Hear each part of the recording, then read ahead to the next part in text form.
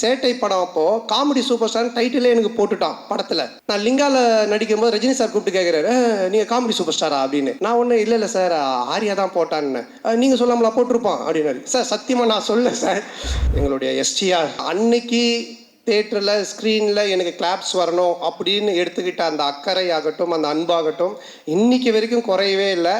இப்போ பண்ணுற எஸ்டிஆர் 49லையுமே என்கிட்ட என்ன சொன்னார்னா, ஜுவல்லர்ஸ் சுப ஆரம்பங்களின் ஆரம்பம். Periyar Maniammai institute of science and technology, Thanjavur. The world needs you. Sir, before I go எனக்கு ஒன்று சொல்லணும் சார். இவ்வளோ படங்கள்லாம் ரொம்ப அழகாக இருந்திருக்கீங்க. 1 minute, இந்த படத்தில் ஐ திங்க் இன்னும் எக்ஸ்ட்ரா அழகாக இருக்கீங்க. I don't know how, but செம்ம அழகாக இருக்கீங்க சார்.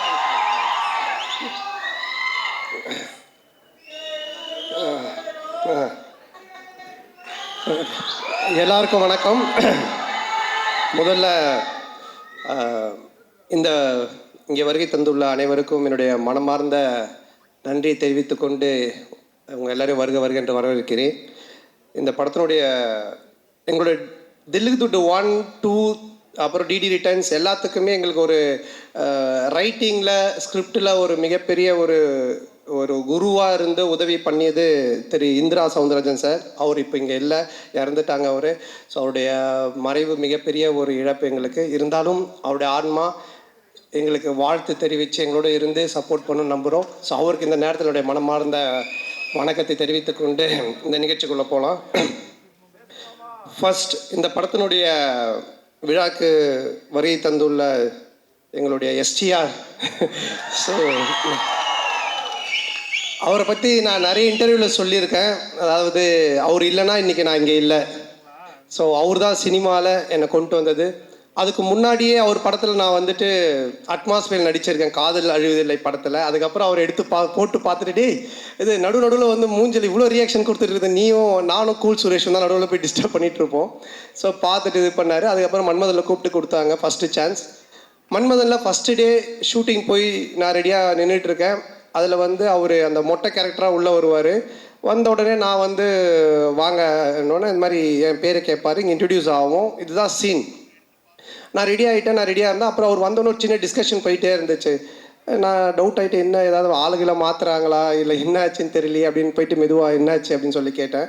இல்லை, நீ லொல்லு சபாலேருந்து வந்திருக்கீங்க, இப்போது ஃபஸ்ட் டைம் ஸ்க்ரீனில் காட்ட போகிறோம், உங்களுக்கு ஒரு கிளாப்ஸ் வரணும் ஓப்பனிங்கு, அதுக்காக யோசிச்சுட்டு இருக்க, சும்மா ஜென்ரலாக வந்து பேச வேண்டாம் அப்படின்னு சொன்னார்.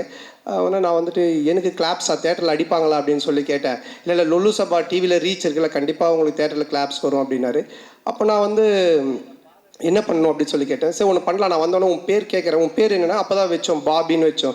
உன் பேர் என்னென்னு கேட்குறேன், நீ வந்துட்டு பாபின்னு சொல்லு. நான் எக்கோவில் வந்து ஒரு 3 இடத்துல பாபி பாபி பாபின்னு அப்படி போட்டுட்டு மியூசிக்கெல்லாம் காமிச்சிட்டு அப்புறம் நான் சீனுக்குள்ளே நம்ம போகலாம் அப்படின்னாரு. நல்லா இருந்துச்சு. அவருக்கு என்னென்னா என்னை காட்டும் போதே ஒரு கிளாப்ஸோட காட்டணும் அப்படின்றதுக்காக சொன்னார். அப்போ நான் சொன்னேன், இல்லை இப்படி ஒன்று பண்ணலாமா, என்ன நீங்கள் கேளுங்க, நான் வந்து 3 தடவை நானே பாபி பாபி பாபின்னு சொல்கிறேன், அதுக்கப்புறம் நீங்கள் அந்த டைலாக் சொல்லுங்கள், அப்படி பண்ணலாம் அப்படின்னா. ஒன்று அவரும் சிரிச்சிட்டு, சரி நல்லா தான் இருக்குது, ஆனால் பில்டப்பாக இருக்காது, ஆனால் நல்லா தான் இருக்குது அப்படின்னாரு. நல்லா தான் இருக்கும் அப்படின்னு சொல்லிட்டு அப்போ தான் அந்த ஃபஸ்ட்டு டைலாக்கு அவர் வந்து என்கிட்ட கேட்பார், உன் பேர் என்னன்னுவார். நான் ஒன்று பாபி பாபி பாபின்னுவேன். ஒன்று அவர் பாபி பாபி பாபின்னுவார், டேய் ஒரு பாபி தாண்டா என் பேர் அப்படின்னு சொல்லுவேன். அதுக்கப்புறமா பில்டப்புக்காக 3 தடவை சொன்னோம் அப்படின்னு. ஸோ இப்படி தான் என்னோடய ஃபஸ்ட்டு சீன் அவரோட ஆரம்பித்தது. நான் எதுக்காக இதை சொல்ல வரேன்னா, அன்னைக்கு தேட்டரில் ஸ்க்ரீனில் எனக்கு கிளாப்ஸ் வரணும் அப்படின்னு எடுத்துக்கிட்ட அந்த அக்கறை ஆகட்டும், அந்த அன்பாகட்டும் இன்னைக்கு வரைக்கும் குறையவே இல்லை. அதே அன்பு, அதே அக்கறை இப்போ பண்ணுற எஸ்டிஆர் 49லையுமே என்கிட்ட என்ன சொன்னார்னா, டைரக்டரை கூப்பிட்டு சாண்டாக்கு என்ன வேணும், சாண்டா எப்படி நம்ம நல்லா யூஸ் பண்ண முடியும், சாண்டாக்கு என்ன பண்ண முடியும், அதை முதல்ல யோசிங்க அப்படின்னு தான் சொன்னார். அன்றைக்கி கூட வீட்டில் போய் மொட்டை மாடியில் பார்த்து ஒரு 3 hours டிஸ்கஷன் பண்ணும்போது என்னை பற்றி மட்டுமே தான் பேசிகிட்டு இருக்காரு. ஸோ இப்படிப்பட்ட ஒரு அன்பும் அரவணைப்பும் கொண்ட ஒரு அருமையான ஒருத்தர் எனக்கு கிடைச்சது. உண்மையிலேயே நான் கடவுளுக்கு நன்றி சொல்லணும், எங்கள் அப்பா அம்மாவுக்கு நன்றி சொல்லணும். ஸோ ரொம்ப நன்றி நீங்கள், I love you all the time. அதனால் எனி டைம் எப்போவுமே அவருக்கு பின்னாடி அவர் கூட நான் கண்டிப்பாக நிற்பேன். அது எதுவாக இருந்தாலும் என்னவாக இருந்தாலும் அது நிச்சயமாக இந்த வருஷம் எஸ்டிஆர் 49 நீங்கள் பார்ப்பீங்க. ஸோ சொல்லி ஆரியா முறைக்கிறான், ஏண்டா நாங்கள் கஷ்டப்பட்டு செலவு பண்ணி சத்யம் தேட்டரை புக் பண்ணால் நீங்கள் 2 பேரும் பேசிகிட்டு இருப்பீங்களா அப்படின்ட்டு. அடுத்தது இந்த படத்தினுடைய ப்ரொடியூசர் ஆர்யா. ஸோ ஆர்யா தான் எனக்கு தெரியும். ஆர்யா தான் நிகாரிகா ப்ரொடக்ஷன் அவங்கள கொண்டு வந்தது. கொண்டு வரும்போது எல்லாமே சூப்பராக போச்சு. அப்போ ஆர்யா வந்து ஒருத்தர் சொன்னாங்களே, கிஷோர் எங்கே அவர், கிஷோர் வாங்க வாங்க, இவர் தான் கிளாரிட்டி கிஷோர். இவரை கூட்டிகிட்டு வந்து என்கிட்ட ஒப்படைச்சிட்டு போயிட்டான். இவரை ஃபஸ்ட்டு கேட்டோன்னா என்ன சார்னா, அவர் வந்து ஒன்றும் இல்லை சார், எனக்கு கிளாரிட்டி இருந்தால் போதும் அப்படின்னாரு. நான் உடனே சரி ஓகே கிளாரிட்டி தானே அப்படின்ட்டேன். ஃபார் எக்ஸாம்பிள் ஒரு பேப்பர் கேட்டோன்னு வச்சுங்களேன், வெள்ளை பேப்பரா இல்லை ப்ரௌன் பேப்பரான்னு.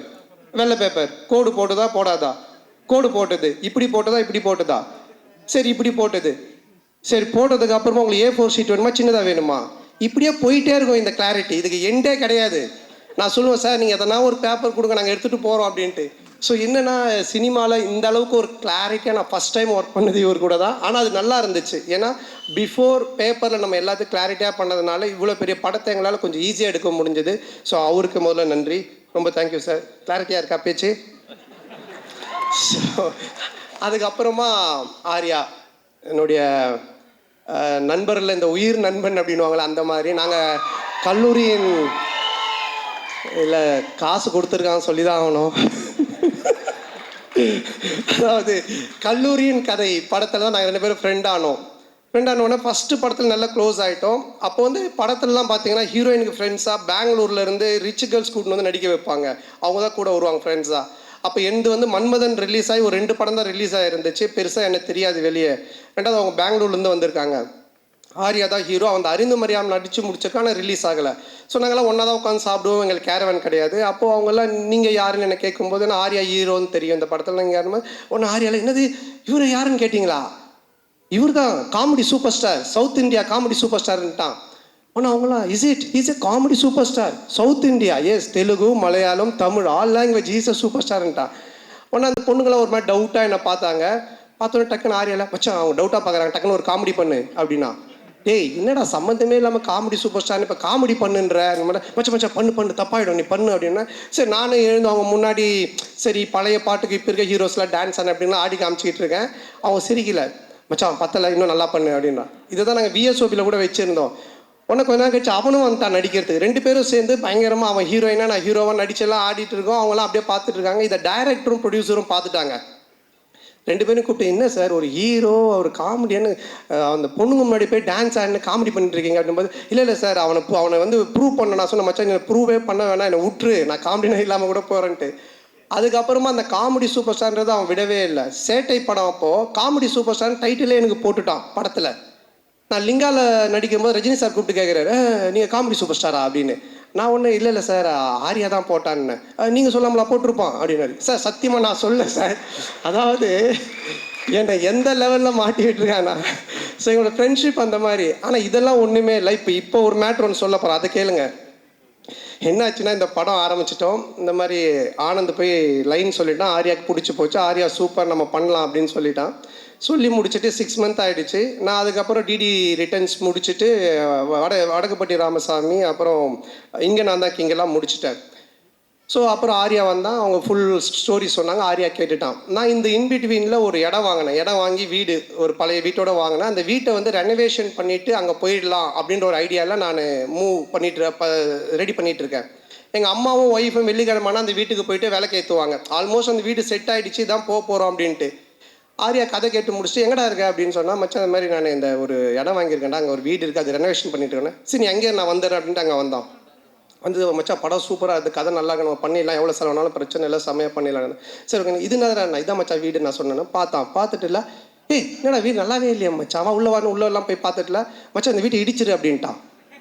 நான் ஒன்றே ஷாக் ஆகி, மச்சான் வீட்டெல்லாம் இடிக்க முடியாது மச்சான், நான் வீட்டிலலாம் சொல்லிட்டேன், இதை ரெனோவேஷன் பண்ணுறோம், இடித்தா நிறைய செலவாகும், அதுவும் இல்லாமல் ரொம்ப நாள் ஆகும்ல, கம்னு நீ ஏதாவது ஒன்று இப்படி தான் பண்ணு வேடா கூடமா, அதுக்கப்புறமா வந்துட்டு இது சரியில்லை அது சரியில்லைன்னு சொல்லிட்டு இருப்பேன் அப்படின்னு சொல்லிட்டு என்ன பண்ணிட்டான்னா வீட்டை இடிக்க சொல்லி உடனே அவங்க ஃப்ரெண்டுக்கு ஃபோன் பண்ணி இது மாதிரி மச்சான் சந்தான வீடு தான் அட்ரஸ் நான் உனக்கு அனுப்புகிறேன், நீ இந்த வீட்டை வந்து இடித்து ஃபுல்லாக டெமாலிஷ் பண்ணுறேன்னு. உடனே அவன் வந்து ஒரு பாய்க்கு ஃபோன் பண்ணால் ஒரு பாய் ஒருத்தர் வந்தார். சண்டே நைட் இது நடக்குது. மண்டே டியூஸ்டே வெட்னஸ்டே தேர்ஸ்டே இடித்து தரமட்டமாக்கி எல்லாத்தையும் வாரின்னு போயிட்டாங்க. வெள்ளிக்கிழமைனா எங்கள் அம்மா ஒய்ஃபும் போய் விளக்கு ஏற்றுவாங்கல்ல, அவங்க வெள்ளிக்கிழமை போயிருக்காங்க. நான் சொல்லலை ஏன்னா திட்டுவாங்க அப்படின்ட்டு. எங்கள் அம்மா போயிட்டு வீட்டை காணோன்னு சொல்லி தேடிக்கிட்டே இருக்கிறாங்க. இந்த தெருவு போயிருக்காங்க, அந்த தெருவு போயிருக்கிறாங்க. அதுக்கப்புறம் எனக்கு ஃபோன் அடிக்கிறாங்க, ராஜா நம்ம வீட்டை காணும்பா அப்படின்ட்டு. நான் எப்படா சொல்கிறதுன்னே எனக்கு தெரியல.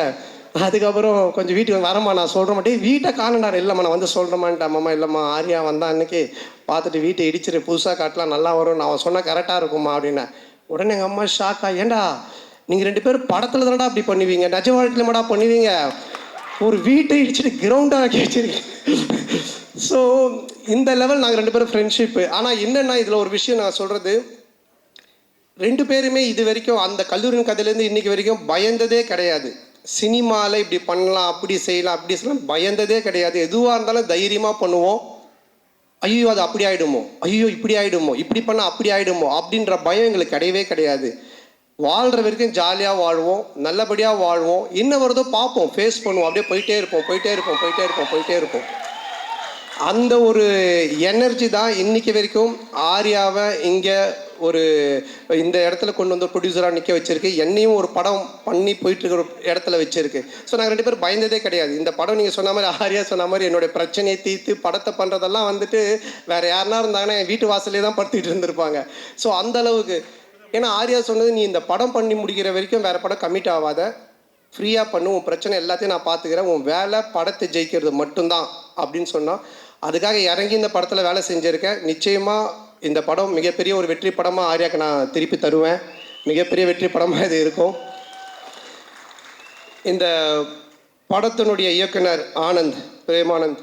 ஸோ நான் வந்து தமிழ் சினிமாவின் கிறிஸ்டோஃபர் நோலன் அப்படின்னு தான் சொல்லுவேன். ஒரு கதை சொன்னால் அதை பல லேயரில் சொல்லுவான். டிடி ரிட்டர்ன்ஸ் பார்த்தீங்கன்னா ஒரு ஹாரர் தான், ஆனால் ஹாரருக்குள்ளே ஒரு கேம் ஷோ இருக்கும், கேமுக்குள்ளே ஒரு பணம் திருட்டு போகிற ஒரு அட்வென்ச்சர் இருக்கும். ஸோ இப்படி த்ரில்லரு, அட்வென்ச்சரு, அதுக்குள்ளே கேம், இப்படி நிறைய மல்டி லேயர்ஸில் ஒன்று பண்ணுவான். அந்த மாதிரி தான் இந்த கதையும். இந்த கதை எனக்கு தெரிஞ்சு இன்றைக்கி ஸ்டேஜில் உட்காந்துருக்க யாருக்குமே தெரியாது. ஈவன் ஆர்யா கூட சரியாக தெரியாது, யாருக்கும் நடித்தவங்களுக்கு தெரியாது. இதை எடுத்து முடித்து பார்த்தா மட்டும்தான் இது புரியும். ஆனால் பார்க்கும்போது அவ்வளோ கிளாரிட்டியாக, கிளியராக, அவ்வளோ காமெடியாக ஒர்க் அவுட் பண்ணுவான். ஸோ அந்த விதத்தில் ஆனந்தை நான் பாராட்டுறேன். ஆனந்துக்கு மனமார்ந்த நன்றி. ஆனந்து கூட ஆனந்த் சொன்ன மாதிரி முருகன், எங்க அவனை மேடத்துக்குங்க, அவன் வந்து அந்த வானத்தை போல விஜயகாந்த் மாதிரி பண்ணுவான், அப்படியே தூரமாக நின்று கை காட்டுவான், ஃபீல் பண்ணுவான். ஆனால் வந்து அப்புறம் கேட்பான், என்ன சொல்லவே இல்லை அப்படின்னு. வா மேலே வா இல்லை சொல்லியாச்சு உன்னை பற்றி, மேலே வா. இவன் தான் அங்கே ஓரமாக நிற்கிறான் பாருங்க, அதாவது வந்துட்டு இந்த கேட் ஓரமாக. ஸோ என்னுடைய சைல்ட்ஹுட் ஃப்ரெண்டு, நான் ஜெயிக்கிறது அவனுடைய வெற்றி மாதிரி நினைப்பான். இதில் வர எல்லா காமெடி சீக்வன்ஸ் எல்லாமே இவன் பண்ண ஒரு விஷயந்தான், டீம் ஒர்க்கு. ஆனால் இவன் பிடிச்சிருக்கான். ஸோ அப்புறம் சேது நீ மேடைக்கு வா. சேது வா பரவாயில்ல வா. என்ன ட்ரெஸ் போடலையா? வா. ஸோ சேது நீங்கள் படத்தில் பார்த்துருப்பீங்க. ஸோ இவங்க 2 பேருடைய hard work, it's a team work. Sethu, so இவங்களுக்கு இந்த நேரத்தில் மனமார்ந்த நன்றியை தெரிவிச்சுக்கிறேன். இது மட்டும் இல்லாமல் பி டீம் இருக்காங்க, குணாமான், சுந்தர், விஜய், சரவணன், தானேஷ். ஸோ இவங்களுக்கும் இந்த நேரத்தில் மனமார்ந்த நன்றி. அதுக்கப்புறமா இதில் நடித்த எல்லாருமே, நம்மளுடைய Nizhal Ravi sir, Kasthuri madam, Yashika Anand and Kingsley, Marannan, எல்லாரும் படத்தில் இருக்கிறாங்க அப்படின்ற மாதிரி இருக்காது. மாரண்ணனுக்கு ஒரு டிவி காமெடி இருக்குது, கண்டிப்பாக செம்மையாக இருக்கும். அது கின்ஸ்லிக்கு ஒரு தலைக்கீழே நடக்கிற காமெடி இருக்குது, மொட்டராஜேந்திரனுக்கு ஒரு எலி காமெடி இருக்குது, அண்டு நிகழ் ரவி சாருக்கு வந்துட்டு ஒரு டாய்லெட் காமெடி இருக்குது. ஸோ யாஷிகா ஆனந்துக்கு ஒரு பாட்டில் காமெடி இருக்குது, நம்ம கஸ்தூரி மேடம்க்கு ஒரு புக் காமெடி இருக்குது. இப்படி நான் சொல்கிற மாதிரி இந்த காமெடிலாம் நீங்கள் நோட் பண்ணி வச்சுக்கோங்க. தேட்டரில் கண்டிப்பாக பயங்கர கிளாப்ஸ் வரும், நீங்கள் என்ஜாய் பண்ணுவீங்க. ஸோ எல்லாருக்குமே காமெடி வந்து அவ்வளோ நல்லா ஒர்க் பண்ணியிருக்காங்க, ரொம்ப நல்லா ஒர்க் ஆகிருக்கு. அப்புறம் இந்த படத்தினுடைய technician, cameraman sir Deepak sir, எங்களுடைய டீம், அவருடைய வேரியேஷன், நாங்கள் லைனாக ஹாரர் படம் பண்ணாலும் அவரோட அதில் ஒவ்வொன்றுத்துலேயும் ஒரு வேரியேஷன் காமிச்சிக்கிட்டே இருப்பார். ரொம்ப பொறுப்பானவர், ரொம்ப கரெக்டாக எல்லாத்தையும் பார்த்து பண்ணுவார், ரொம்ப செலவு பண்ணாமல் கரெக்டாக பண்ணுவார். ஸோ ரொம்ப என்னை அழகாக ரொம்ப நல்லா காமிச்சிருக்காரு இந்த படத்தில். ஸோ அவருக்கு என்னுடைய மனமார்ந்த வாழ்த்துக்கள். அவருடைய டீம் பாலாஜி, கார்த்தி அண்ட் கிளின்டோ, அவங்களுக்கும் வாழ்த்துக்கள். கேமராமேன் சார் வந்துட்டு ஒன்லி ஒர்க்கு மட்டும் இல்லை, அங்கே நிறைய ரோப் ஷாட்லாம் போயிட்டே இருக்கும்ல, கேமராவில் தான் இருப்பார். கட்டு சொன்னோன்னே டக்குன்னு கேமரா விட்டு ஓடி வந்து ரோப்பில் வரும்போது அப்படி கை கொடுப்பாரு. இல்லை சார் சிரிக்கிறார் பாருங்க, ஏன்னா ஹீரோயினுக்கு தான் கொடுத்தாரு. கை கொடுத்தது உண்மை, ஆனால் ஹீரோயினுக்கு, எங்களுக்கு இல்லை. ஸோ ரொம்ப நல்ல மனிதர். அடுத்தது நம்ம ஆர்ட் டைரக்டர் மோகன் சார். ஸோ அவர் என்னென்னா, நாங்கள் ஒரு ஒரு 4-5 செட்டு போட்டோம் கோகுலம் ஸ்டுடியோவில். செட்டு போட்டுட்டு அதுக்கப்புறம் நம்ம கிளாரிட்டி கிஷோர் சார் இருக்கார் இல்லையா, எல்லா செட்டையும் பிரித்து மாற்றி திருப்பி அதையே பெயிண்ட் பண்ணி இப்படி காட்டுங்கன்ட்டார். ஸோ அவர் ரொம்ப கன்ஃபியூஷன் ஆகிட்டார். டே நைட் ஒர்க் போயிட்டு இருக்குது, ரொம்ப கன்ஃபியூஷனு. இப்போ 4 சைடு செட்டு போட்டார் இல்லைங்களா, 4 சைடு திருப்பி அவர் திரும்ப கலர் மாற்றி காமிக்கிறேன்னு சொல்லி மாற்றி பண்ணிட்டாரு. நாங்கள் வந்தோன்னே காட்டுறாரு, வழி இல்லை போகிறதுக்கு, சுற்றி கிணறு மாதிரி இருக்குது.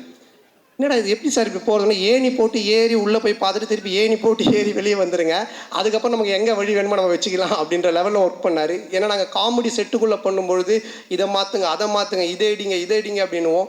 ஸோ அதெல்லாம் தாங்கிக்கிட்டு அவரோட டீம் அவரும் ஒர்க் பண்ணாங்க. ஸோ இதில் ஒவ்வொரு ஒர்க்குமே செட் ஒர்க் அவ்வளோ பியூட்டிஃபுல்லாக இருக்கும். மோகன் சாருக்கு நன்றி. அண்ட் தென் இந்த படத்தினுடைய மியூசிக் டைரக்டர் ஆஃப்ரோ, மிகப்பெரிய பலம். ஒரு படத்துக்கு மிகப்பெரிய பலமே அதனுடைய மியூசிக்னுவாங்க. இப்போவே இந்த சாங்கு கோவிந்தா சாங், அப்புறம் இன்னொரு சாங் ரெண்டுமே நல்லா ஹிட்டாகி வைரலாக போயிட்டுருக்கு. ரீ ரெக்கார்டிங்கில் ஆஃப்ரோக்குன்னு கண்டிப்பாக நீங்கள் கிளாப்ஸ் பண்ணுறாமல் ஒரு 4 இடம் இருக்குது. ராஜேந்திரன் சாருக்கு ஒன்று வாசிச்சிருக்காரு, அந்த இடம். இன்னும் ஒரு 3 இடம் இருக்குது. பிட்டு சாங், ஆனால் செம்மையாக இருக்கும். அதுக்கு என்னோடய வாழ்த்துக்கள். And heroine Geethika. So Anand சொன்ன மாதிரி ஃபஸ்ட்டு டே வரும்பொழுதே அவங்க எல்லா costumes, pedicure, manicure, hair wash எல்லாம் பயங்கரமாக வந்தாங்க. வந்த உடனே இப்போ எங்களுக்கு என்ன காஸ்டியூம்னோடனே அந்த தலையெல்லாம் அழுக்காக்கி கையெல்லாம் அந்த கறியில் போட்டு பெரட்டி அழுக்கு கவுனை கொடுத்து அப்படி தான் எடுத்தோம். பட் ஆனால் அவங்க அதை ரொம்ப நல்லா பண்ணாங்க. உடனே மூட் அவுட் ஆகி ஐயோ என்ன இப்படி இருக்கலாம் இல்லாமல். ஸோ அது மட்டும் இல்லாமல் ஒரு 3 வேரியேஷன் கேரக்டர் பண்ணியிருக்காங்க. ஜெசிகா, ஹர்ஷினி இப்படிலாம் பண்ணியிருக்காங்க. ஸோ ரொம்ப நல்லா பண்ணாங்க. ஸோ அவங்களுக்கு இந்த நேரத்தினுடைய வாழ்த்துக்கள். அண்டு எடிட்டர் பரத், என்னுடைய படத்தில் நாங்கள் எழுத ஆரம்பித்த பேப்பரில் இருந்தே கூட உட்காந்து கட் பண்ணிகிட்டு இருந்தார் எடிட்டிங். ஸோ அவருக்கும் வாழ்த்துக்கள். அண்டு இந்த டீம், என்னுடைய டீம் குஷி, ககன் அண்டு மகேஷ், இளங்கோ, இவங்க எல்லாருக்கும் வாழ்த்துக்கள். அண்ட் இந்த படத்தினுடைய மெயின், அதாவது டிடி தில்லுதுடு 1, 2, 3 இதெல்லாம் பார்த்துருக்கேன். டிடி ரிட்டர்ன்ஸ் அதே டீம் எல்லாம் பார்த்துருக்கேன். இதில் என்ன புதுசு, இதில் நம்ம என்ன பார்க்குறதுக்கு இருக்குது அப்படின்னு நீங்கள் நினச்சிங்கன்னா, Gautham Menon sir, GVM sir இருக்காங்க, அண்டு செல்வராகவன் சார் 2 பேர் இருக்காங்க. இந்த 2 பேருமே ஹாரர் ஜானரில் இப்படி ஒரு கேரக்டர் பண்ணியிருப்பாங்களா அப்படின்ற மாதிரி தான் ஒன்று பண்ணியிருக்கோம். அது உங்களுக்கு பெரிய ட்ரீட்டாக இருக்கும், ஒரு மிகப்பெரிய ஒரு எக்ஸைட்மெண்ட்டாக இருக்கும் அவங்க 2 பேருடைய போர்ஷன்ஸ். ஸோ அவங்களுக்கும் இந்த நேரத்தில் என்னுடைய மனமார்ந்த நன்றியை தெரிவிச்சுக்கிறேன்.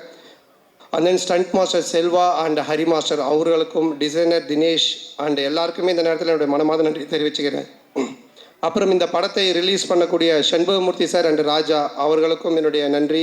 அண்ட் இந்த படத்தின் சேட்டலைட் ரைட்ஸ் வாங்கியிருக்க ZTV அவர்களுக்கும் என்னுடைய நன்றி. ஸோ எப்பவுமே நான் ஒன்று சொல்லுவேன், நம்ம ஒன்று ஜெயிக்கிறோம், ஒருத்தன் ரொம்ப உச்சத்துக்கு போகிறான், இல்லை லைஃப்பில் ரொம்ப ஒரு உயரத்துக்கு போகிறான் அப்படின்னு சொன்னால், நான் ஃபார் எக்ஸாம்பிள் ராமாயணம் கூட சொல்லுவேன். ராமரை பற்றி எல்லாரும் பேசுவாங்க, ஆனால் அதுக்கு காரணம் ராமர் மட்டும் இல்லை, அதில் அவர் கூட இருந்து அவரை பற்றி பேசின சீதா அண்ட் லக்ஷ்மணன், விபூஷணன், பரதன், ராவணன், இப்படி எல்லா கேரக்டருமே சேர்ந்தது தான் அந்த ராமன் அப்படின்ற ஒரு எலிவேஷன். அந்த மாதிரி யாராக இருந்தாலுமே வாழ்க்கையில் ஒருத்தன் ஒரு உயரத்துக்கு போகிறான்னா அவன் மட்டுமே இல்லை, அவனோட டேலண்ட்டை மட்டுமே காரணம் இல்லை, அவனை சுற்றி இருக்கிறவங்க எல்லாருமே காரணம். அப்படி என்னை சுற்றி இருக்கிற இங்கே இருக்கிற என்னுடைய நண்பர்களாக இருக்கக்கூடிய மேடையில் இருக்கக்கூடிய எல்லாருமே, அப்புறம் ஏதோ சிரீஷ் நண்பர் அந்த கடைசியில் உட்காந்துருக்காரு. ஸோ இந்த மாதிரி ஒரு நட்பு எல்லாம் கிடைச்சது எனக்கு மிகப்பெரிய ஒரு பாக்கியம் தான் நினைப்பேன். என்னுடைய முதுகெலும்பாக இருந்து என்னுடைய டீம் எனக்காக எழுதிட்டு இருக்கிறது, இந்த மேடையில் உட்காந்துட்டு இருக்குது, எனக்கு வாய்ப்பு கொடுத்த STRலேருந்து இன்றைக்கி நான் இங்கே ஹீரோவாக இந்த படத்தில் நிற்கிறதுக்கு காரணமாக இருக்க ஆர்யாலேருந்து, மாறன்லேருந்து எல்லாருமே, அண்ட் தென் அன்னைக்கிலேருந்து இன்றைக்கி வரைக்கும் எனக்கு சப்போர்ட் பண்ணிகிட்டு இருக்கிற மீடியா அண்டு ப்ரெஸ். ஸோ ரொம்ப நெருங்கிய நண்பர்கள் நிறைய பேர் இருக்கீங்க. பர்சனலாக ஃபோன் பண்ணி இதை இப்படி சொல்லுங்கள், இதை பண்ணுங்கள், செய்யுங்கன்னு எனக்கு சப்போர்ட் பண்ணிகிட்ருக்கீங்க நீங்கள். அதுக்கப்புறம் ரொம்ப என்ன சொல்கிறது, நம்ம ஃப்ரெஷ்ஷாக ஜாலியாக ஒன்று ஒர்க் பண்ணால் நம்ம குடும்பம் ஃபஸ்ட்டு ஹாப்பியாக நம்மளை வச்சுக்கணும். ஸோ என்னுடைய அம்மா, என்னுடைய மனைவி, என்னுடைய குழந்தைகள், ஸோ அவங்களுடைய இன்புட்ஸ், அவங்களுடைய அன்பும் அரவணைப்பும். அப்புறம் 12 வருஷம் கழித்து ஒருத்தன் படம் அந்த காமெடியை ரசிக்கிறீங்கன்னா, என் மேலே அளவு கடந்த அன்பு வச்சிட்ருக்கிற என் உயிரினும் மேலான அன்பு சொந்தங்களாகிய என்னுடைய ரசிகர்கள் நீங்கள் தான். ஸோ உங்களுடைய இந்த ஒரு அன்பும் மிக முக்கிய ஒரு காரணம். அதுவும் இல்லாமல் இன்றைக்கி ஃபங்க்ஷனில் ரொம்ப நாளைக்கு அப்புறம் என்னுடைய சொந்தங்களை கூட்டின்னு வந்திருக்கேன். மாமா, அக்கா, அண்ணன், சித்தி, அத்தை, மாமான்னு. ஸோ அவர்களுக்கும் எல்லா குட்டீஸ்க்கும் இந்த நேரத்தில் என்னோட மனமார்ந்த நன்றி தெரிவிச்சுக்கிறேன். மே 16th ரிலீஸ் ஆகுது. டெஃபினட்டாக படம் உங்கள் எல்லாரையும் மிக பெரிய லெவலில் திருப்திப்படுத்தும். நல்ல காமெடி ஒர்க் பண்ணியிருக்கோம். நீங்கள் தேட்டரில் போய் பாருங்கள், பயங்கரமாக என்ஜாய் பண்ணுவீங்க. டிடி ரிட்டர்ன்ஸை விட ட்ரிபிள் மடங்கு உங்களுக்கு ஒரு ட்ரீட் இருக்குது. அதை வந்துட்டு ரொம்ப ஆணித்தனமாக நான் சொல்லுவேன். ஸோ டெஃபினட்டாக நல்லா என்ஜாய் பண்ணுவீங்க. அது மட்டும் இல்லை, கொஞ்சம் பார்த்து பண்ணுங்கள். என் காசாக இருந்தால் பரவாயில்ல, நண்பன் காசு.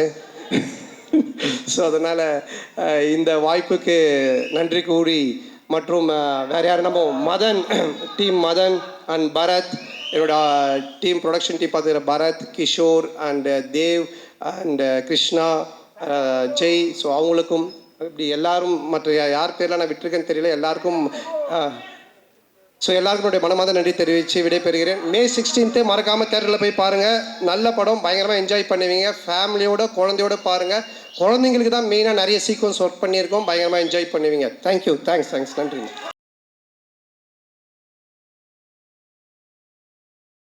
பாட்டி ஜுவல்லர்ஸ், சுப ஆரம்பங்களின் ஆரம்பம். Periyar Maniammai Institute of Science and Technology, Thanjavur. The world needs you.